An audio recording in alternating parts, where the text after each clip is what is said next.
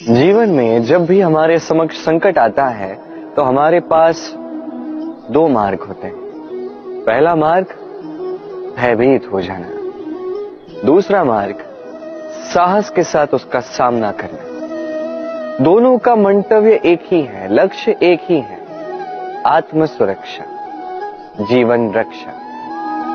किंतु भय को दुर्बल माना जाता है और साहस को आपका बल माना जाता है। कारण यह है कि भय एक केवल एक प्रतिक्रिया है, वही साहस ये एक निश्चय, एक प्रतिबद्धता। और साहस के साथ यदि संकट का सामना आप करोगे तो हो सकता है उस संकट का सदा सदा के लिए आप दमन कर दो। क्योंकि संकट जब आता है सर्वप्रथम हमारा द्वंद्व होता है यहां मन। उस संकट का सामना हम यहां करते हैं। यदि इस हृदय को, इस मन को साहसी आप बना दो तो इसमें कभी भय नहीं आएगा और उस संकट का सामना करना सरल होगा, विजय प्राप्त करना सरल होगा। इसलिए निश्चित रूप से साहस अधिक श्रेष्ठ है। जीवन में जब भी कोई संकट आए तो साहस के साथ उसका सामना कीजिए और मेरे साथ प्रेम से कहिए राधे राधे। एक गैया और एक बछड़े में कैसा संबंध होता है।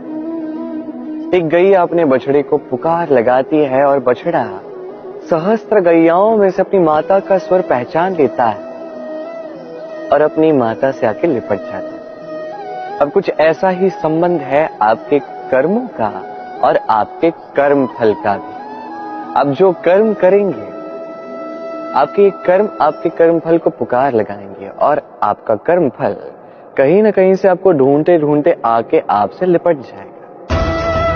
तो उचित तो यही होगा कि आप सत्कर्म करें, क्योंकि एक बार भले ही ईश्वर आपको आपकी भूल के लिए क्षमा करते, आपके कर्म नहीं करेंगे। तो यदि आप दुष्कर्म करने वाले हैं तो आप समझ जाइए। अब यदि आप शुभ कर्म करने वाले हैं तो आप समझ जाइए, जो आपका कर्म होगा आपका फल आपके पास अवश्य आएगा। आज नहीं तो कल, कल नहीं तो कुछ और समय में, किंतु आएगा अवश्य। आइए मेरे साथ प्रेम से कहिए राधे राधे।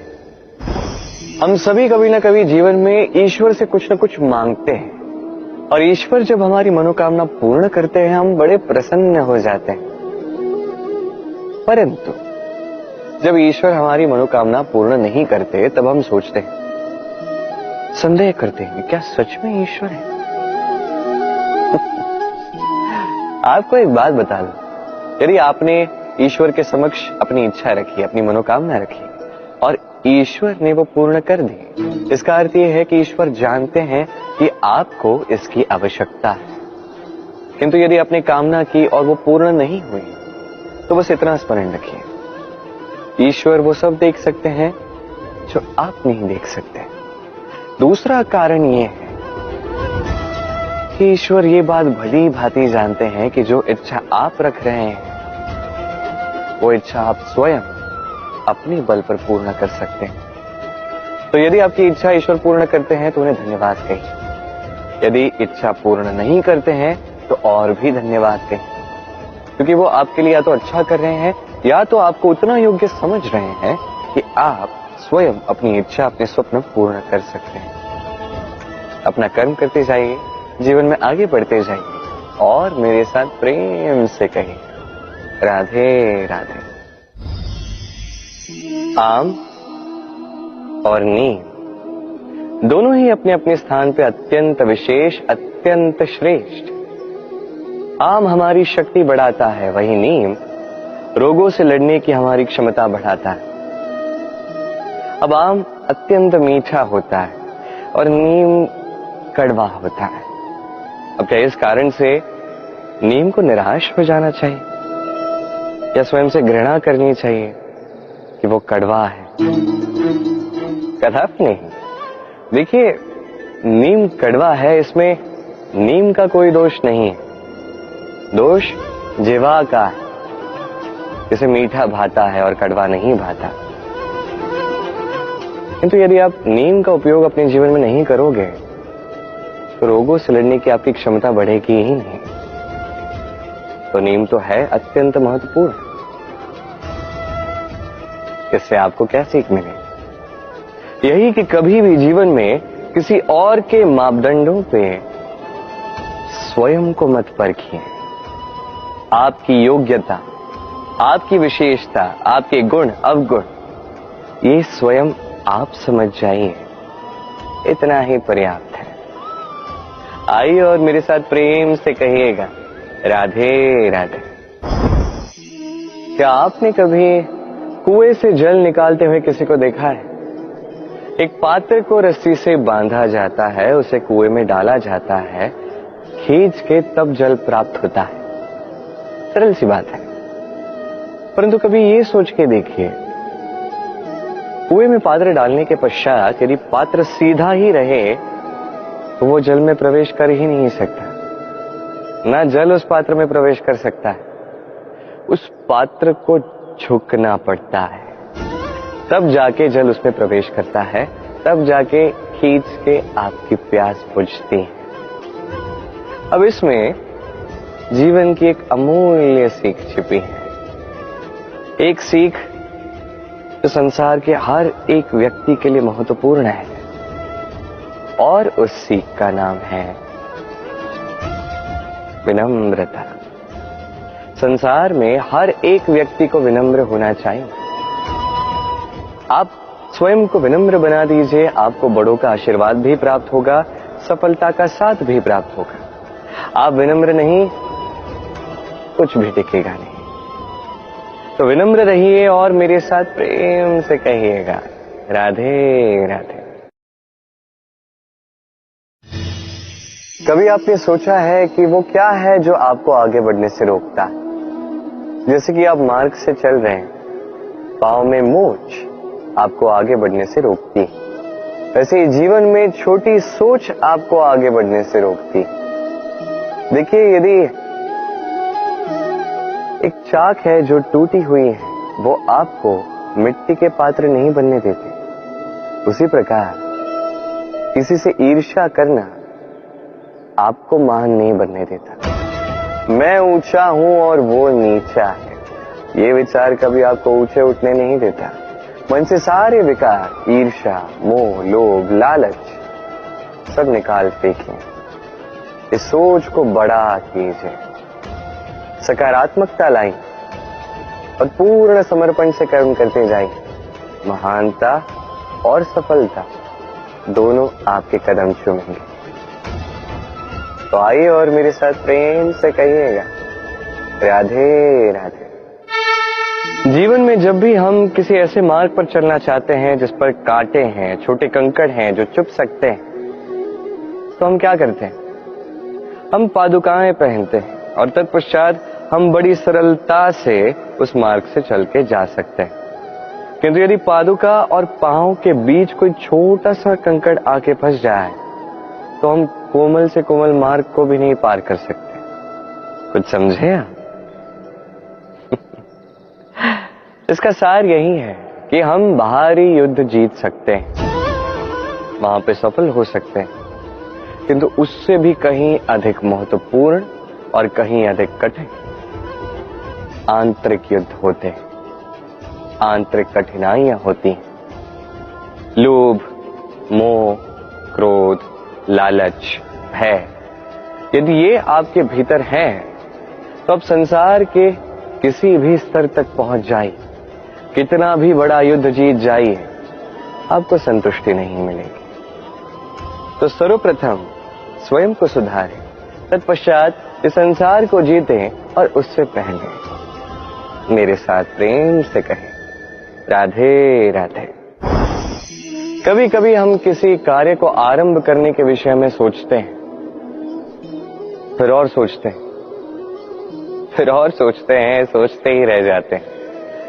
देखिए, ये अनुचित नहीं कि हम किसी कार्य को आरंभ करने से पूर्व उसके विषय में सोच विचार करें, उसे समझें, ठीक है, किंतु सारा समय इसी में व्यर्थ करना उचित नहीं। यदि आपने अधिक समय लगा दिया तो समय आपसे रुष्ट अवश्य होगा, और क्यों ना हो, आप समय को नष्ट कर रहे हैं, ये उचित नहीं। देखिए, निश्चित रूप से सोच विचार कीजिए, आकलन कीजिए, पूर्ण रूप से कीजिए, किंतु ये भी स्मरण रहे कि उस उचित समय में आपको कर्म आरंभ करना है। सोचते ही रहोगे तो कर्म आरंभ नहीं कर पाओगे। और ये समय अत्यंत बलवान है। इसका सम्मान करोगे तो ये आपका साथ देगा, नहीं करोगे नहीं देगा। आइए इस समय का सम्मान करें और मेरे साथ प्रेम से कहें, राधे राधे। कई बार ऐसा होता है कि हमारे अच्छी मंशा पर, अच्छे विचारों पर, अच्छे कर्मों पर लोग संदेह करते हैं, प्रश्न उठाते हैं, प्रमाण मांगते हैं, शुद्धता की परीक्षा देने को कहते हैं। और तब निश्चित रूप से दुख होता है। हम सोचते हैं कि यही जीवन है। इतना अच्छा सोच के भी, शुभ कर्म करके भी लोग हम पे ही संदेह करते हैं। दुख तो होता है, किंतु दुखी होने की आवश्यकता नहीं। क्यों नहीं है? क्योंकि यदि कोई आप पर संदेह करता है तो उन्हें करने दे। संसार में क्या होता है, देखिए, संसार में स्वर्ण की शुद्धता को ही परखा जाता है, कोयले की कटुता को नहीं। आप स्वर्ण हैं तो आपकी शुद्धता को परखा ही जाएगा, वो तो होना ही है। आप स्वयं को दुखी मत कीजिए, आपका केवल एक कर्म है, स्वर्ण की भांति चमकते रहिए। संसार को आपके सोच विचार, आपके कर्म का, आपकी शुद्धता का प्रमाण मिलता ही रहेगा।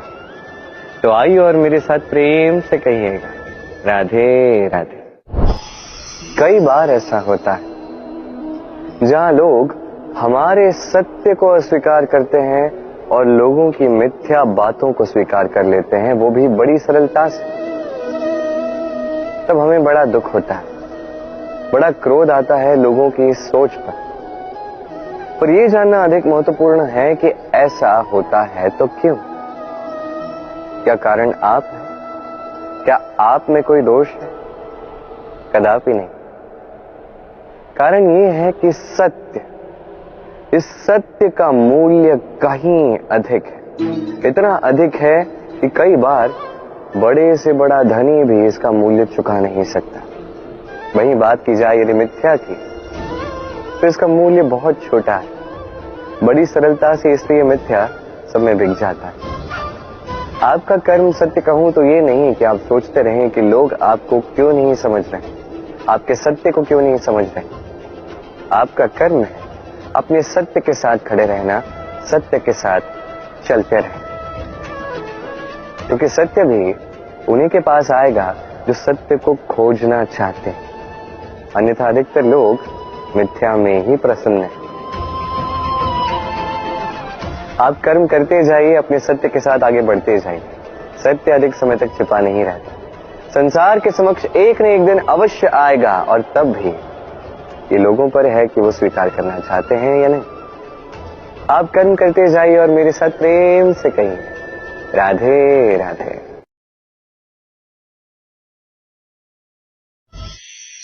संकट, समस्याएं, कठिनाइयां, ये तो हर एक के जीवन में आते हैं। अधिकतर बार ऐसा होता है कि मनुष्य के जीवन में जब कोई संकट आता है तो वो वहीं भयभीत हो जाता है, चिंतित हो जाता है, निराश हो जाता है। किंतु यदि मैं आपको सत्य बताऊं तो हमारे व्यक्तित्व के विकास के लिए, हमें लक्ष्य तक पहुंचाने के लिए ये संकट, ये समस्याएं, ये अत्यंत महत्वपूर्ण है। और इसका उदाहरण मैं नहीं, अपितु प्रकृति स्वयं देगी। अब स्वयं कभी धरती माता को देख लीजिए। धरती माता सूर्य का ताप सहती है, क्यों? ताकि धरती पर जो जल है वो वाष्प बनकर ऊपर जाए, मेघ बने और धरती पर पुनः एक बार वर्षा करे, नया जीवन दान दे। वही बात कीजिए पतझड़ की तो वृक्ष को देखिए। पतझड़ की इस ऋतु में सारे पत्ते झड़ जाते हैं, तत्पश्चात उस वृक्ष पे होता है नवनिर्माण, नए पत्ते आते हैं, वो वृक्ष पुनः खिल उठता है, लहला उठता। ऐसी आपके जीवन में संकट, कठिनाइयां, समस्याएं ये तो आते ही रहेंगे। आपको इससे भयभीत नहीं होना है, पीछे नहीं हटना है, निराश नहीं होना है, अपितु डट कर साहस के साथ उसका सामना करना। ये करना आप सीख जाएंगे तो आप स्वयं देखेंगे कि यही संकट, यही समस्याएं, यही कठिनाइयां आपको बल प्रदान करें। आइए और मेरे साथ प्रेम से कहिए, राधे राधे।